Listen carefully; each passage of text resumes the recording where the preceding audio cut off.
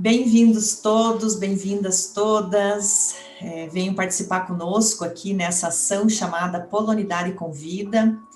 Essa ação faz parte do projeto Portal Polonidade no Brasil, Memória e Legado, uma iniciativa da Casa da Cultura Polônia Brasil, em Curitiba. E esse portal foi criado em alusão às comemorações dos 150 anos da imigração polonesa ao Brasil. E o Polonidade Convida nós estamos fazendo em comemoração, então, aos 150 anos da imigração polonesa ao Paraná. O portal Polonidade no Brasil, mais do que ser uma referência para consultas sobre a polonidade, ele foi pensado e desenvolvido também para servir como uma opção de construção, consulta e difusão pública da cultura polono-brasileira, divulgando a história de importantes atores e instituições, ao narrar, então, as suas memórias, contribuições e legados. Esse portal, então, ele é destinado a todos os públicos que têm interesse na cultura polonesa no Brasil e no mundo.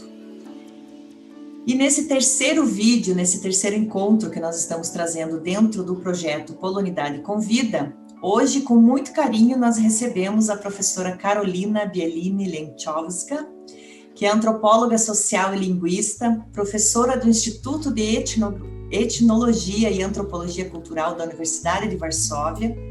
Atualmente ela trabalha como professora visitante no Departamento de Linguística da Universidade Federal de Santa Catarina, onde realiza pesquisas etnográficas e sociolinguísticas sobre migração e diáspora. No período de 2008 até 2014, a professora Karolina realizou pesquisas etnográficas na República da Macedônia e na Itália, enfocando as práticas diárias transnacionais, relações de vizinhança multiétnica, o Islã e o gênero. E é autora do livro, somente na versão em polonês, Espaguete com Aivar, Vida Cotidiana Translocal dos Muçulmanos na Macedônia e na Itália. Foi publicado em Varsóvia no ano de 2015. Desde 2015, a professora vem tendo vínculos, fazendo pós-doutorado aqui no Brasil, e desde 2019, então, ela está na Universidade Federal de Santa Catarina como professora visitante. Nesse período, então, ela vem pesquisando o patrimônio cultural de brasileiros de origem polonesa no sul do Brasil, com foco em linguagem e práticas alimentares. Também está executando um projeto sobre o domínio do espaço entre migrantes e refugiados e a paisagem sociolinguística na região de Varsóvia. Então, com essa apresentação inicial, professora Karolina, nós damos as boas-vindas. É um prazer imenso tê-la aqui conosco. Agradecemos muito por poder compartilhar tantas informações relevantes para a nossa comunidade. Sabemos já que o teu período aqui já está quase terminando, né? Então conta para nós um pouquinho, a palavra é sua. Boa tarde todas, a todos, a todos. Muito obrigada, professora Shirley, para o convite. É muito prazer compartilhar com vocês a parte da minha pesquisa, essa parte, digamos, mais saborosa, mais cheirosa, sobre a comida. Como a professora Shirley já falou, eu trabalho com essa pergunta: o que significa ser polonês no sul do Brasil, né? O que significa ser descendente das pessoas que chegaram no sul do Brasil no final do século XIX, e agora a gente trabalha com terceira, quarta, quinta geração, né? Então, o que significa ser polonês? O que significa comida polonesa? O que significa língua polonesa para essas pessoas? Como já a Shirley falou, a minha aventura com o Brasil quase acaba. Em uma semana vamos voltar para a Polônia, mas ainda eu não falei que é a última vinda para o Brasil. Eu acho que eu vou voltar de novo para fazer algo, porque dá para fazer muito. Sim, que bom. Eu também acredito. Como pesquisadora e, inclusive, como descendente de poloneses, eu sei que tem muita coisa para pesquisar, sim. E, com certeza, queremos, sim, que a professora volte em outras oportunidades. É uma grande alegria poder acessar todos os seus estudos, né? E um grande orgulho, assim, de saber do teu olhar tão importante em cima da nossa etnia, né? Do do nosso significado para o Brasil, então para nós é motivo de bastante orgulho mesmo. Muito obrigada, então, tenho que voltar também para dar abraço, porque nessa pandemia não dá para abraçar. Verdade, só a gente se verdade. encontra pela tela, né? Uma coisa bem triste. Sim, também temos esse desafio, né? Bom, eu procurei formatar o nosso Polonidade com Vida, né, de uma forma que fique de fácil acesso para as pessoas, não é uma coisa assim tão formal, tão acadêmica, mas com tanto de dados que precisam ser apresentados, em algum momento precisa ter uma certa organização, e a ideia é que as pessoas realmente acessem esse vídeo e possam usufruir de informações e futuramente acessar as suas pesquisas, né, professora, tudo que a professora está deixando publicado. Então, para quem tem interesse na área, graças a Deus aí temos uma nova leva super importante de pesquisas que vêm sendo desenvolvidas nesses últimos, dá para dizer de forma mais intensa, nesses últimos 5 anos aí, que tem muita produção acontecendo, tem muitos jovens sendo despertados para pesquisar, e isso para nós é motivo de bastante alegria, né? Certo? Então, para nortear um pouquinho, né, organizar a nossa conversa, eu vou deixar 3 perguntas aqui para a professora. Nós sabemos que a professora aí se dedicou a preparar um material que ela vai apresentar para nós. Então, para que vocês entendam esse material que ela preparou, ele vai responder algumas perguntas que estão aqui. E é claro, como é um material, um vídeo que nós estamos fazendo gravado, eu tenho certeza que você que está assistindo depois vai ficar curioso em fazer alguma pergunta, então nós vamos ficar à disposição, né, para passar o contato da professora Carolina para futuramente vocês escreverem para ela.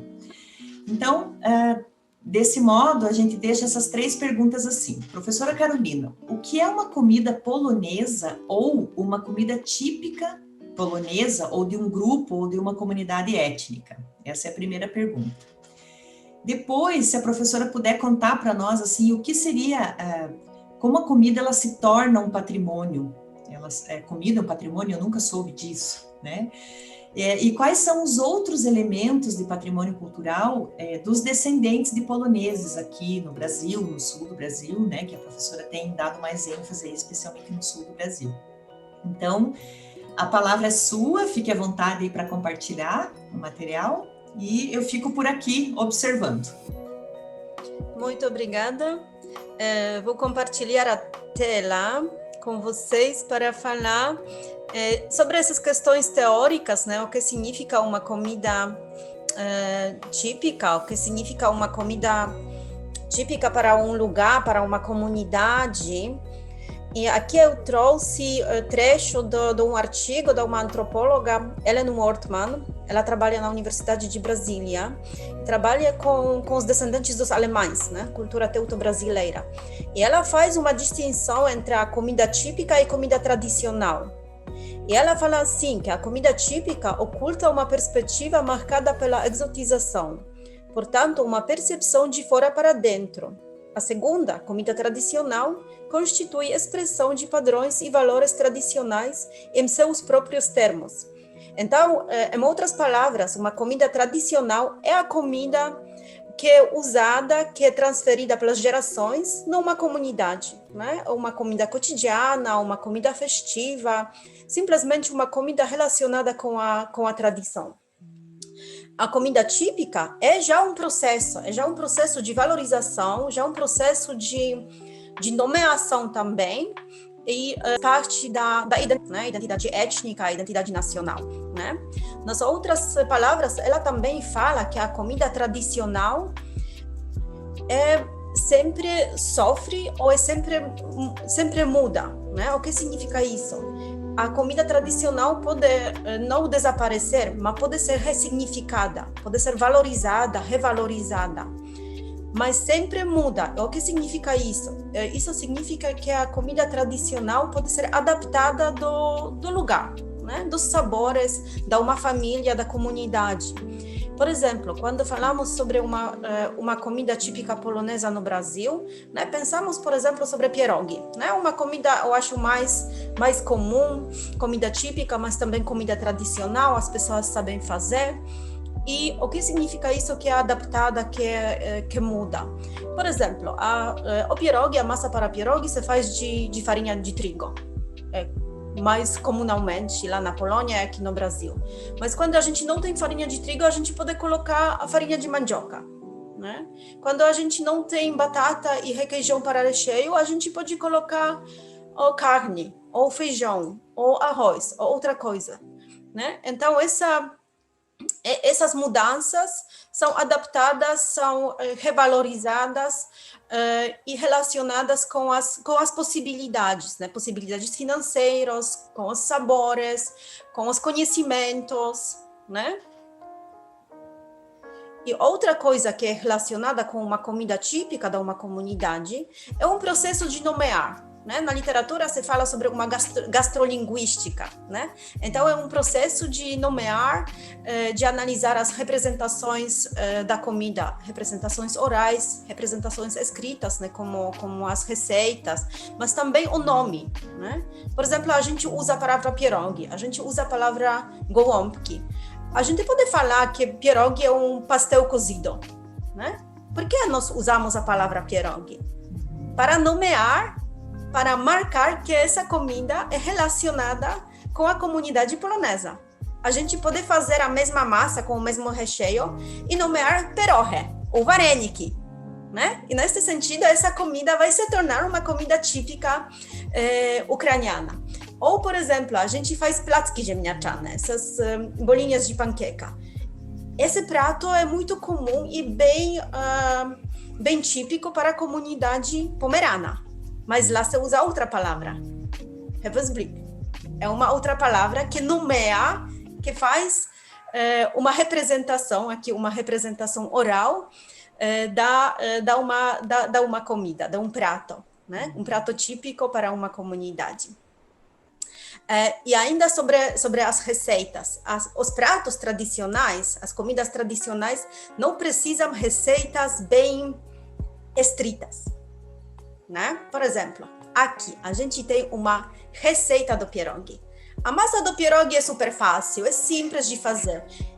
O que eu faço, não coloco ovo, só trigo, água morna, vai amassando até dar o ponto, fica bem macia, né? Então, a gente tem que ter um conhecimento antes, né, de fazer pierogi. Ou, por exemplo, a massa é bem parecida à massa para pão, né? Ou para panqueca. Então, a gente tem que ter esse conhecimento. Então, para essa comida tradicional, a gente não precisa das informações tão estritas, né? Quantas xícaras da farinha, né? Quantos copos da água, etc, etc. Né? E também, como já falei, essas mudanças da comida também são relacionadas com as possibilidades da comunidade, né? Com possibilidades financeiras e possibilidades de ter algum produto em casa. Então, agora vamos passar por uma análise dos pratos, né? O que a gente tem aqui é uma fotografia de um almoço de domingo em Rio Claro do Sul. A minha pesquisa é especialmente na antiga colônia Rio Claro, que é agora distrito Rio Claro do Sul, no município de Malé. E aqui a gente tem uma comida do domingo. Temos pierogi, temos uma sopa de galinha, rosół, que é uma comida tradicional, mas na verdade não se tornou como uma comida típica. Eu acho que não é muito fácil encontrar rosół na restaurante, né? Não é tão como os pierogi, exóticos também, é mais fácil para vender, né? Uma coisa também importante quando se fala sobre uma comida típica. Mas o que a gente tem aqui também? A gente tem arroz e feijão, né? Uma coisa bem típica brasileira, que faz parte do almoço cotidiano, né? Na Polônia não se come arroz com feijão. Esse feijão preto não existe lá, né? Então essa comida é uma comida tradicional da comunidade polonesa no Brasil, com polonês do Brasil. Outras coisas que a gente tem um carne, salada, né? As coisas que simplesmente essas pessoas tinham em casa. Mas aqui a gente tem uma comida típica e é nomeada já comida típica polonesa. Esse prato é um prato da restaurante em Curitiba, que se chama Kawiarnia Cracóvia, que eu acho bem conhecida, no Bosque do Papá, ao lado do Bosque do Papá. E lá tem 2 pratos que eles vendem, né, para almoço. Prato típico polonês e prato típico brasileiro. O prato típico polonês são pierogi, né? A gente tem pierogi com carne. Os brasileiros gostam muito de carne, então precisa. Bigos, né? Feito de repolho azedo com carne, também molho de tomate. Gołąbki, né? Tem gołąbek, em singular em gołąbek. Também de repolho com arroz, com carne moída. É um pouquinho de arroz também, né? Para finalizar o prato. E o prato que é chamado aqui prato típico brasileiro é uma feijoada, né? Então, a gente pode perguntar, por que esse prato não é prato típico brasileiro? É um prato típico brasileiro para os brasileiros de descendência polonesa, né? Não é prato típico polonês da Polônia. É um prato típico das pessoas que tem essa descendência polonesa ou descendência leste-europeia, mais ou menos, né? Porque os ucranianos podem falar que, na verdade, é um prato típico ucraniano. Os alemães também, né, vai reconhecer algumas coisas daqui, especialmente repolho azedo, como algo típico alemão. Né? Então, um prato típico é uma forma de valorizar, de simbolizar, de nomear uma parte da identidade. Né? E outra coisa que é relacionada com a comida típica, que a comida típica é da comunidade para fora, né? Do dentro da comunidade para fora. E, por exemplo, a gente pode comer nos restaurantes, mas também, como esse prato típico polonês no Brasil, pierogi, a gente pode comprar no supermercado, né? Uma versão muito mais barata, muito mais acessível para preparar em casa. E o que a gente tem esse pierogi recheado? Com feijão e bacon, né? Uma coisa bem brasileirada, né? Feijão é uma parte do almoço bem típico brasileiro. E agora, a gente tem uma coisa muito mais interessante, que eu vi esse prato e fui muito surpreendida ao que é isso. É um prato típico de Natal, na jantar antes de Natal para comunidades polonesas. E agora na Polônia também, na Polônia Leste, se come esse prato. Aqui no Brasil, entre os poloneses, entre os ucranianos, é uma coisa bem comum, é kutia. E kutia é feita na Polônia e lá na Ucrânia de trigo cozido. Aqui a gente tem um trigo cozido. Mas uma coisa, um produto que é crucial também para a kutia é semente de papoula. Aqui não tem semente de papoula, porque é muito cara e muito bem difícil de acessar semente de papoula. Então, não tem semente de papoula. E porque a kutia é uma sobremesa, uma coisa doce, aqui é colocado leite condensado, né? Alguma coisa muito, muito brasileira, muito típica para sobremesas brasileiras. Mas isso não significa que essa kutia é uma kutia não verdadeira, né? É nomeada como kutia. E tem esse elemento que é muito importante, até simbólico, então trigo cozido, né? Trigo cozido é um produto simbólico relacionado com as almas dos antepassados, dos mortos, né?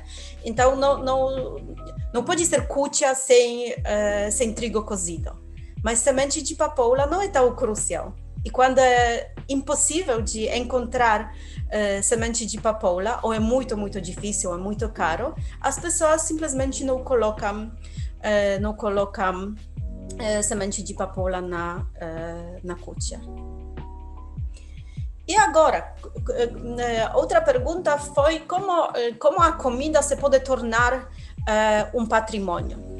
E aqui, de novo, eu trouxe um trecho da uma literatura científica. Tem um livro que é em inglês é Edible Identities, então as identidades comestíveis, da Rhonda Brulotte e de Michael Di Giovanni. E eles falam que para uma comida se tornar um patrimônio, precisa emoções. Eles falam que a comida é extremamente afetiva, né? A gente tem emoções relacionadas com a comida, relacionadas com o espaço, mas também relacionadas com o tempo, né? Porque, como eles escrevem assim, as pessoas lembram coletivamente experiências passadas, né, relacionadas com refeições. E a gente se imagina que os nossos antepassados, as avós, tinham mesmas experiências ou experiências parecidas relacionadas com essa comida, né? E quando tudo isso ocorre, a comida se transforma em patrimônio. Porque o que significa patrimônio nesse sentido? Patrimônio é uma coisa que é relacionada com os nossos antepassados, com o passado, é afetiva, relacionada com as emoções e valorizada como uma coisa que precisa passar pelas gerações, né? Claro que a gente, às vezes, tem algumas emoções que não são positivas. Quando eu ouvi as falas das pessoas, né, dos descendentes dos poloneses, eles falaram que os antepassados tinham que fugir da Polônia porque eles passavam fome, né? Então, não é uma emoção agradável, né? Ou eles falaram que quase não tinha o que comer, os bisavós, tataravós comiam só batatas. Né? Então, ele tem essa lembrança, né? Uma lembrança coletiva relacionada com comer de batatas, por exemplo, mas não é uma emoção positiva, é uma emoção difícil, né? Relacionada com a fome, com a pobreza, com essa experiência, né? De fugir da terra natal dos antepassados. E para uma comida, né, ou algo, um objeto, um monumento, a língua, os conhecimentos, uma obra de arte se torne um patrimônio, precisa um processo de patrimonialização, né? E isso é relacionado com um valor simbólico, né? Esse objeto ou a comida também precisa um valor simbólico para uma comunidade, para se tornar um representante simbólico dessa comunidade, né? Então, quando a comida passa pela esse processo de patrimonialização, ela faz parte dos outros elementos desse patrimônio, né? A gente não pensa aqui sobre essa distinção entre a patrimônio material ou imaterial, porque a comida é, ao mesmo tempo, material e imaterial. Né? Material, a gente tem o pierogi, o gołąbek, ou as plantas que são produtos para fazer essas comidas, mas também tem aqui muito de patrimônio imaterial, os conhecimentos, né? Uma experiência corporal, né? De fazer pierogi. Por exemplo, quando eu fiz minhas pesquisas, eu perguntava sobre a comida. Eu muitas vezes fiz pierogi com as pessoas, porque eles pensavam, você é polonesa, você tem que fazer pierogi, você tem que saber fazer pierogi, né? E, na verdade, eu nunca, na minha vida, fiz tantas pierogi como no Brasil. Na Polônia, eu não faço pierogi, porque não preciso fazer. Lá dá para ir no cada mercado e comprar, né? Não se faz tal comunalmente como aqui, e não tem tal valor simbólico que tem aqui no Brasil, né? Então, para passar esse processo de patrimonialização, a comida e também outros elementos de patrimônio cultural, dos objetos, e esse patrimônio material e imaterial, vão junto. Por exemplo, quando a gente pensa sobre um patrimônio cultural dos descendentes dos poloneses, a gente pensa sobre comida, mas também a gente pensa sobre uma religião, sobre a língua e sobre o folclore. E, na verdade, quando a gente observa, por exemplo, as festas, os eventos que são organizados pela diáspora polonesa e para a diáspora polonesa, a gente tem alguns elementos juntos que faz parte dessa cultura, digamos, polono-brasileira. Aqui a gente tem uma imagem da święconka, né? Essa benção de alimentos que é bem comum no Paraná, não só agora entre os descendentes dos poloneses, mas simplesmente é comum no Paraná. E isso faz parte de uma cultura religiosa, mas é muito relacionada com os outros elementos sociais, culturais da comunidade polonesa. E essa święconka aqui em Curitiba, no Bosque de Papá, um evento grande, especialmente antes de pandemia, porque agora foi uma coisa pequenininha, um drive-thru só, mas antes da pandemia, essa benção de alimentos, claro, a gente trouxe, né, os alimentos para abençoar, tinha uma missa santa, também os elementos dessa missa foi em polonês, mas também tinham outros elementos culturais da comunidade polonesa, especialmente as apresentações dos grupos folclóricos, né? E aqui a gente pode observar nessa imagem também essa mostra, essa apresentação dos grupos folclóricos. E aqui ao lado na mesa temos esses elementos, né? Esses pratos para abençoar, para fazer todo o evento da święconka. E na verdade aqui nessa imagem não se veja muita religiosidade, né? Não tem nenhuma coisas simbólicas religiosas. O evento não é na igreja, a gente não veja nenhum padre, nenhuma imagem santos, etc, etc. É um evento religioso, né? Mas relacionado com outros elementos culturais. E aqui eu trouxe também alguns cartazes das festas para e pela comunidade polonesa no Brasil. Aqui a gente tem uma coisa bem fresquinha do São Mateus do Sul desse ano. O São Mateus recebeu um título da capital polonesa do Paraná no final de agosto e tinha uma festinha pequena relacionada com esse evento. E o que a gente tinha lá? A gente tinha venda de comida, né? Esse esquerdo a gente tem o pierogi com molho, porque o pierogi no Brasil quase sempre são com molho de tomate. A gente tem uma coisa de religião, né? Essa igreja em Água Branca, né, perto do São Mateus do Sul, de uma colônia, uma igreja antiga, e a gente tem essa tradição de apresentações folclóricas, né, na outra imagem. E aqui ao lado direito, tem parte de artesanato, de uma obra artística, também relacionada com a cultura polonesa no Brasil. E mais um cartaz aqui do Malé, do meu campo de pesquisa, na antiga colônia Rio Claro, relacionado com comemoração da colonização, né, como o nosso evento hoje. A gente também tem aqui esses elementos culturais, esses elementos de patrimônio, né? Temos a língua polonesa aqui, né? A gente tem smacznego, escrito em polonês. A gente tem os cores, né? Branco-vermelho, as cores da bandeira polonesa. Os pratos e os nomes dos pratos também. E as fotografias antigas, né? Porque também essa identidade polonesa é relacionada com a história da colonização. E mais um cartaz que eu acho bem interessante quando falamos sobre comida, de um lugar diferente, bem distante. Agora passamos para Rio Grande do Sul. É Festa Nacional de Czarnina.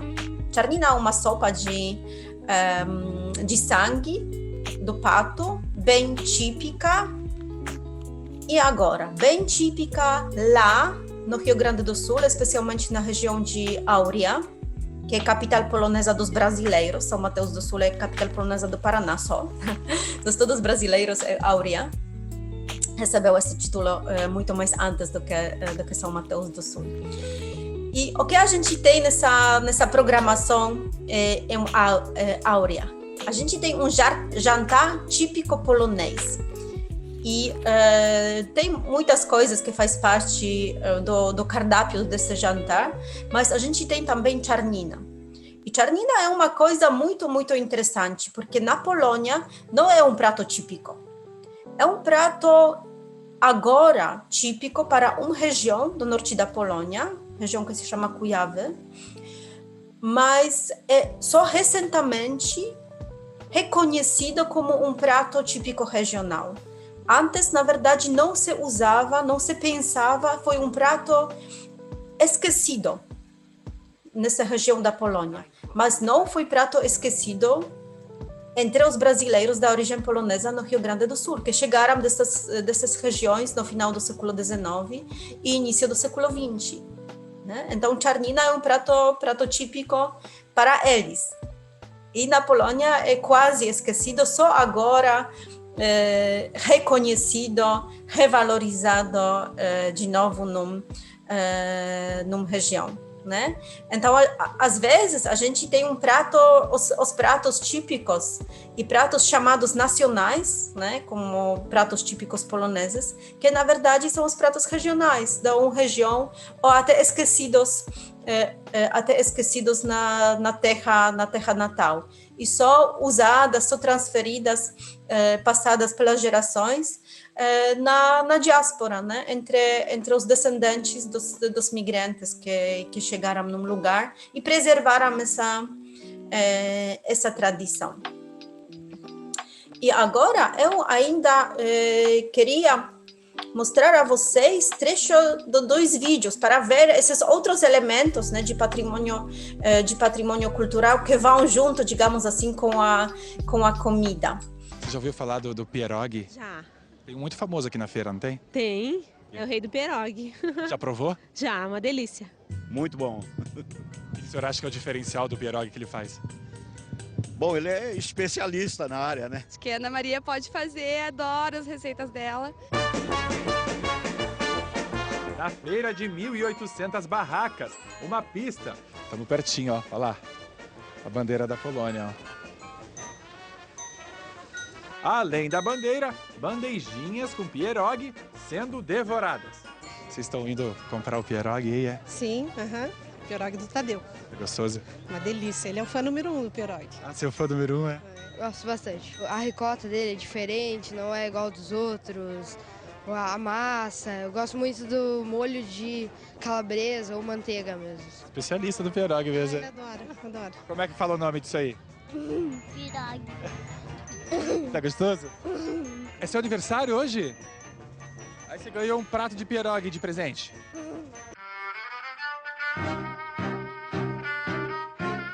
É o senhor que é o seu Tadeu? O senhor pode chegar aqui e falar comigo um pouquinho, seu Tadeu? Tudo bem? Como é que está o senhor? O senhor é famoso aqui pelo pierogi, né? Pierogi e trabalho, né? Trabalho de toda a família também, né? Ele não perdeu o sotaque polonês ainda. Não, que ninguém quer perder sotaque, por causa que já perdi 10 anos atrás sotaque, só que a pessoa falou, você não é polonês porque você está falando certo. Eu falei, então voltei a falar sotaque. Então vai, seu Tadeu, conta o segredo do pierogi. Nós somos poloneses, nós sabemos fazer pierogi. Vocês aqui sabem fazer churrasco. Eu não sei fazer churrasco. Boa resposta! Depois puxa um dos assuntos favoritos do seu Tadeu. Religião. De 1º de maio foi na beatificação de João Paulo II, lá em Roma. Levei uma vara de pesca de quase 6 metros de altura, aquela que telescópica se abre, né? E levei uma bandeira 2,5 por 2 do Brasil. Aí coloquei em cima, era a maior de todas.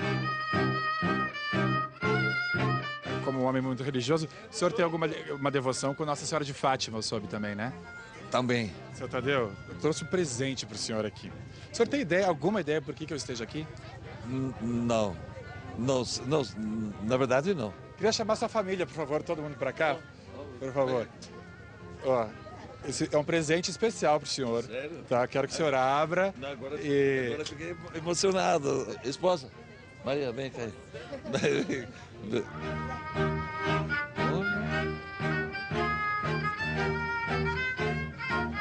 Nossa Senhora de Fátima, né? É? Tem ideia de quem mandou pro senhor isso? Quem mandou? Eu tenho uma mensagem aqui para o senhor, queria que o senhor lesse. Ana Maria Braga. Ah, que legal. Receba com carinho este presente. Eu quero ter a honra de receber no meu programa para cozinhar comigo e ensinar a sua famosa receita, o pirogue. Então, seu Tadeu, rei do pirogue, é bem conhecido lá em Curitiba, especialmente. E como a gente podia ver, né, esses elementos que o seu Tadeu trouxe para atrair as pessoas, não é uma receita do pirogue só, né? Claro que é uma receita, mas como em um outro filme falou a esposa do seu Tadeu, ela falou aqui, o Tadeu só leva esse nome de rei, e eu fico na cozinha e faço esse pirogue, né? Então, a receita do pirogue e a venda do pirogue é uma coisa que o seu Tadeu vende. Ele vende também os elementos da cultura polonesa. A gente viu a bandeira polonesa, né? As camisas, né, com as cores branco-vermelho, os quadros com o João Paulo II, né, todas essas informações que eu trouxe sobre a religiosidade, a língua, né, ele não quer perder o sotaque polonês para ficar mais polonês do que o brasileiro, embora ele já mora no Brasil, eu acho 30 ou mais, quase 40 anos, né? Então, a gente tem os elementos diferentes que vão junto, né, para fazer a comida polonesa, né, para nomear, para fazer essa parte do patrimônio relacionada com os outros elementos da cultura relacionados com a cultura polonesa no Brasil, né? Aqui a gente tem a língua, a religiosidade, né, os cores, a bandeira, etc. etc.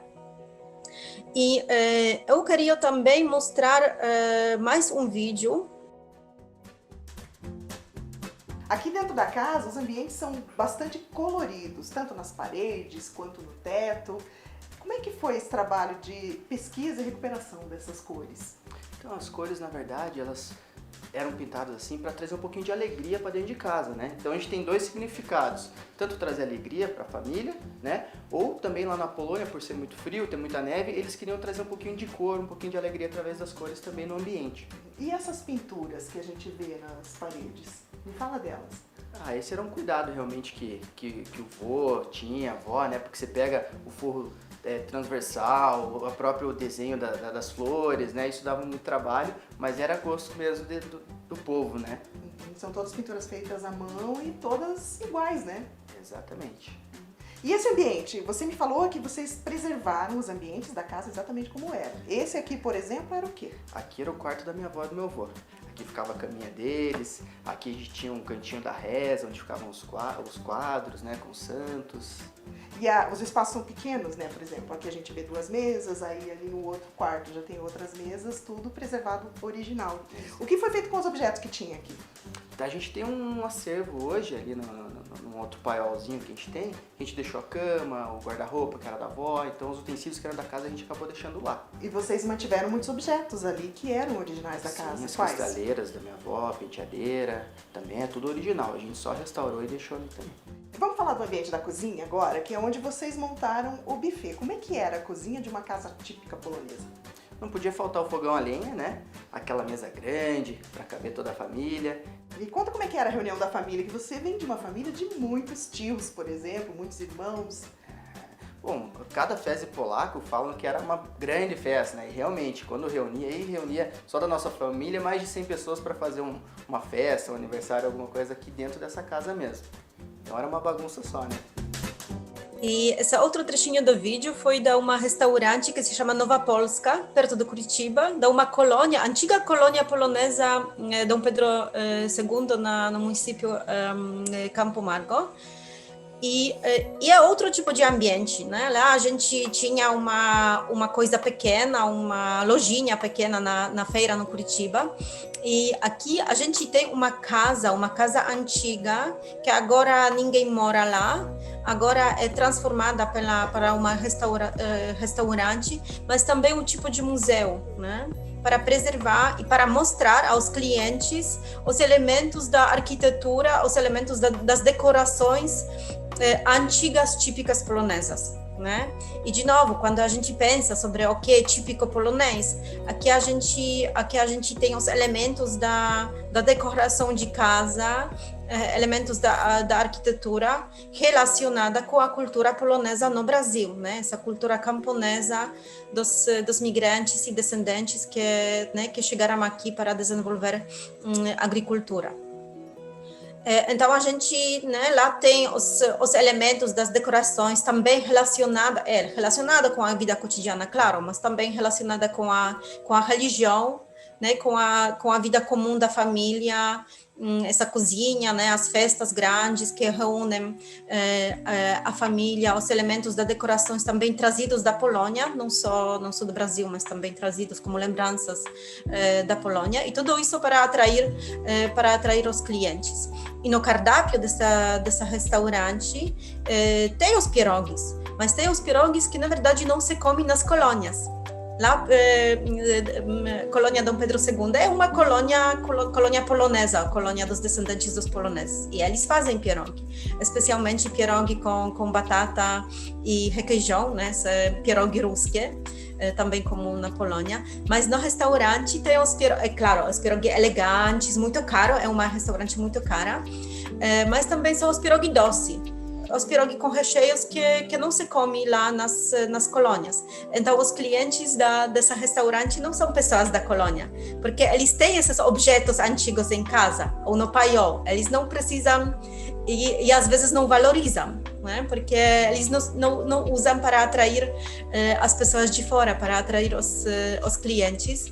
E a comida também não é uma comida comum para eles, né? Os pierogi doces, ou outras coisas que que fazem parte da comida polonesa. Por exemplo, lá nesse vídeo, a gente vai colocar um link, tem uma receita para kluski, né?